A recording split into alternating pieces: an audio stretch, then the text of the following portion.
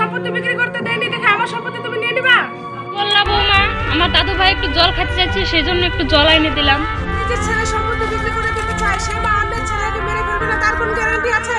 আসুক আজকে তোমার ছেলে, সব সম্পত্তি আমার নামে লিখিয়ে নিব।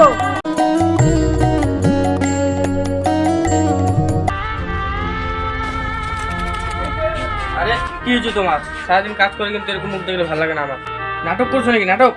আমি নাটক করতেছি না তোমার মা নাটক করতেছে? সাহস, আমার ছেলেকে মেরে ফেলতে চাই। চলো চলো দেখি, চলো চলো।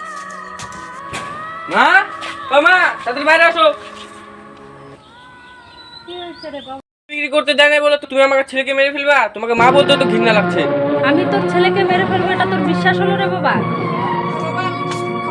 খবরদার তুমি আমার ছেলেকে আর ডাক পাও না, কিছু খেতেও দিবা না।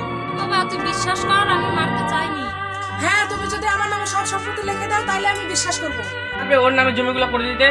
তুই যেটা বলবি সেটাই করতে হবে, তোর নামে আমি সব সম্পত্তি লিখে দিব।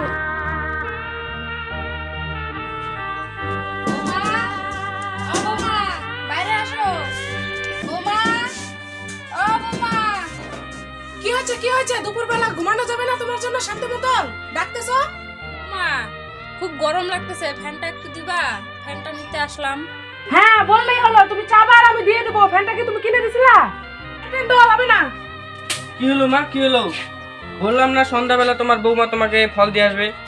বৌমা আমার আর ফ্যানটা লাগবে না, তোমাদের কথা শুনে আমার খুব ঠান্ডা লাগতেছে। টাঙ্গাই এখন বলতেছে ঠান্ডা লাগতেছে, নাটক করার জায়গা পায় না। চলো আমরা ঘুমাইতে যাই। মেম্বার নিদি, ও মেম্বার নিদি, আয় বস।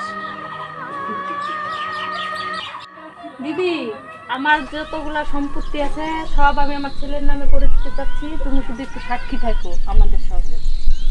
ও এই ব্যাপার, চল ঠিক আছে, এখনই চল, পরে আবার টাইম পাবো না। আমি কাগজপত্রগুলো ঠিকই আছে, তোরা সাইনগুলো করে নি।